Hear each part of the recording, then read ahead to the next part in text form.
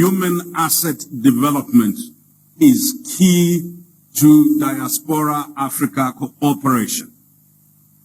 Unless we build the skills base that positions Africa and the African diaspora to exploit the economic outputs and outcomes of the present and of the future, any endeavors we do will be collecting money, not collecting independence, self-reliance, and self-development.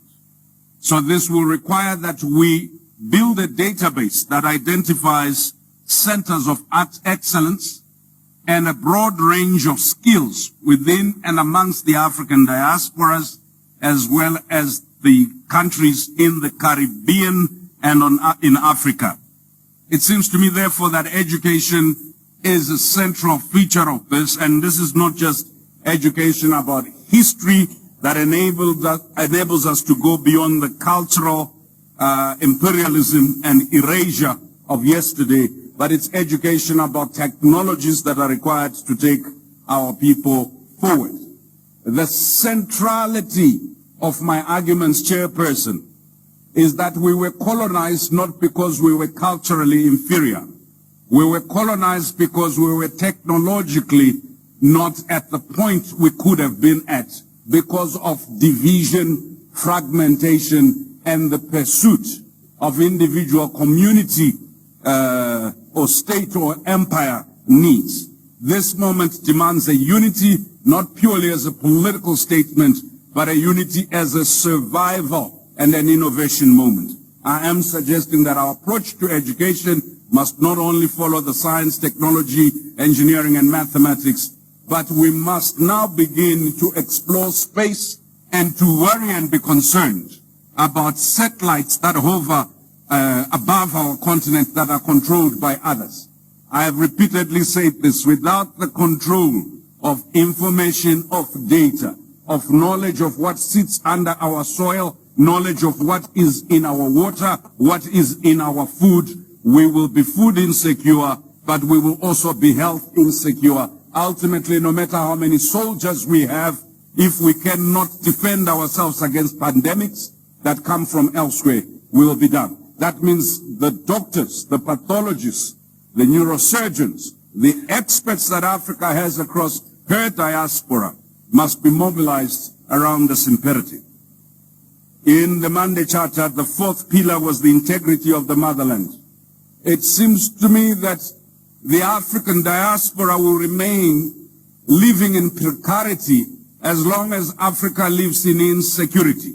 Whether that insecurity is authored by terrorism or that insecurity is authored by foreign interests that encroach into and reshape our sovereign aspirations. So it seems to me, Chairperson, that security is a key issue. Food sovereignty and security. The Africa Development Bank tells us that we import more than $50 billion annually worth of food, and yet we have the biggest and largest swathes of land and water bodies. Chairperson, we import more than $95 billion worth of seed, and yet it is on this continent that the tricks and the skills to grow food that is sustaining the rest of the world were mastered. It seems to me that part of the cooperation is not just in imagining commerce. It's imagining the sovereignty that's based on the ability to feed ourselves, to clothe ourselves, to heal ourselves. If we don't, we become slaves to those that feed us. Food security and food sovereignty tells me this, as my sister Franny and others who have worked on this will tell you. The food futures market is almost the size of the African GDP. And let me explain what that is. People who are speculating about food that has not yet been put in the soil, who are beginning to determine the price of food, and therefore will determine what we purchase food for our sustenance for. That market is big. It seems to me, Chair, the sixth pillar, the abolition of slavery by raid. Chairperson, Africa is being enslaved not by raid, Africa is being enslaved by historical factors.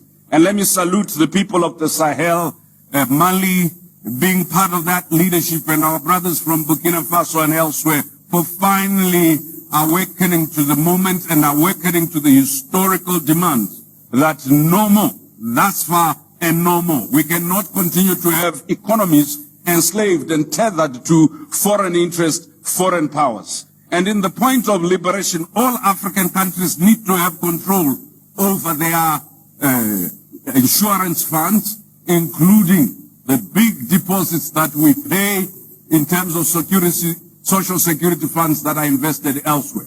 Without control of technology, without control of money, without control of the dimension of what it is that we trade, we auctioned intellectual property because we didn't know how to protect it. Our lawyers authored contracts that enabled foreigners to have intellectual property, including on things that are produced culturally. I want to suggest to you that intellectual property rights are an area of cooperation between the diaspora and Africans. Why is that so? Some of the wealthiest Afro-descendants and Africans are in the space of arts and culture, and many of them are minions and slaves to global circles and cycles that control the intellectual property rights in music, the intellectual property rights in art, the intellectual property rights in clothes, the intellectual property rights in artifacts that we produce. Sovereignty requires that universities and places of storage and warehousing of knowledge are controlled by the Afro-descendants and the Africans.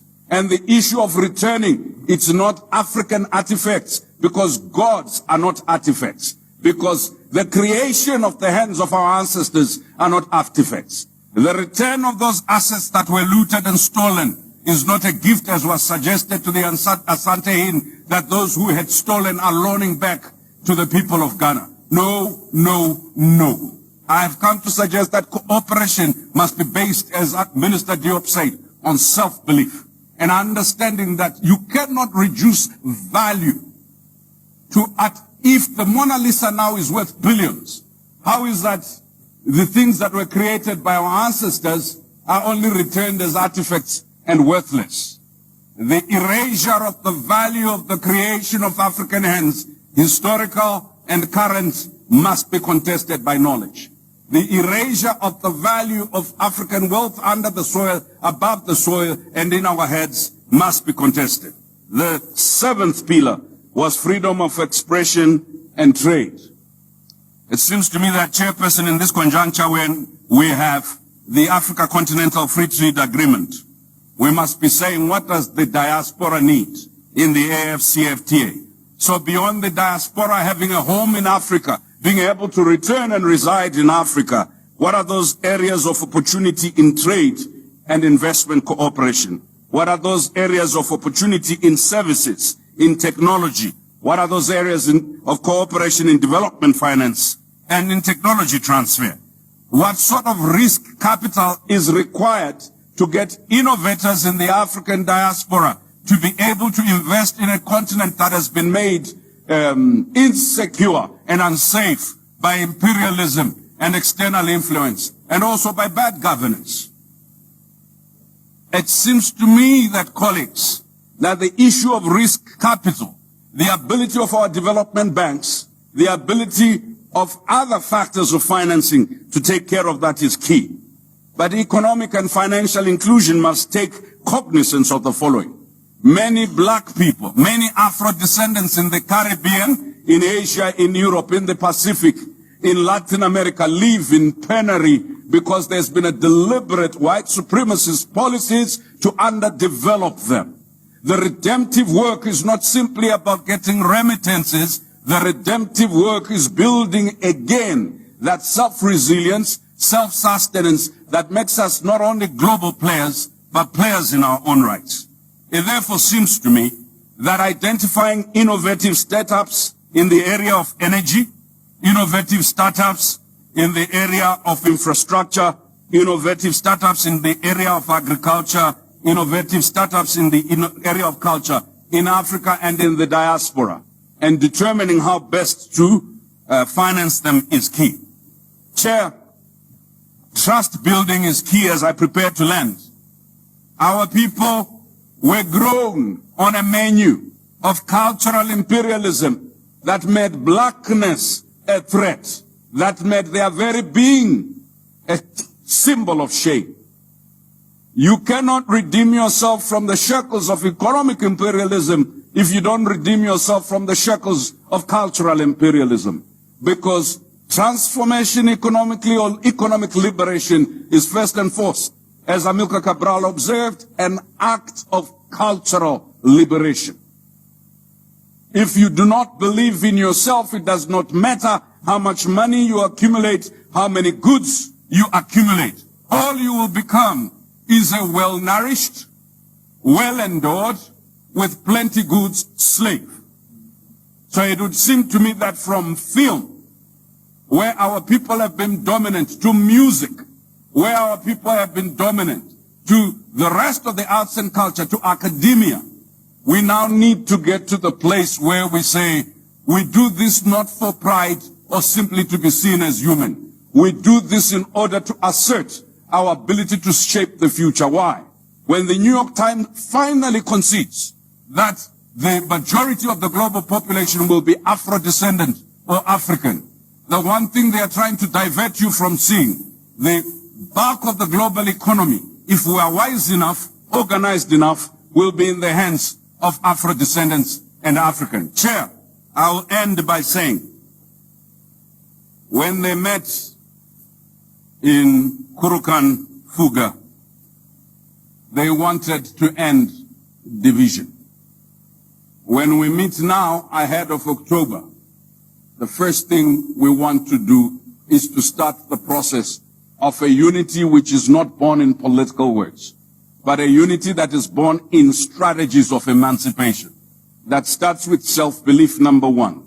But we need institutions and regulations to ensure that when we ask the diaspora to invest in Africa, the money does not end up in Swiss bank accounts or end up in Abu Dhabi or end up somewhere in Asia. Why? You cannot build confidence and transformation on the fear to do that which others have done for themselves. You cannot do it purely by mimicry, although you must learn from others. I hope as we have this debate, let's remember, food security is security. Health security is security. Technological ownership, as opposed to just consumption and utilization, is security. I thank you for indulging me. I thank you for all that have come to this great debate. Thank you, Africa.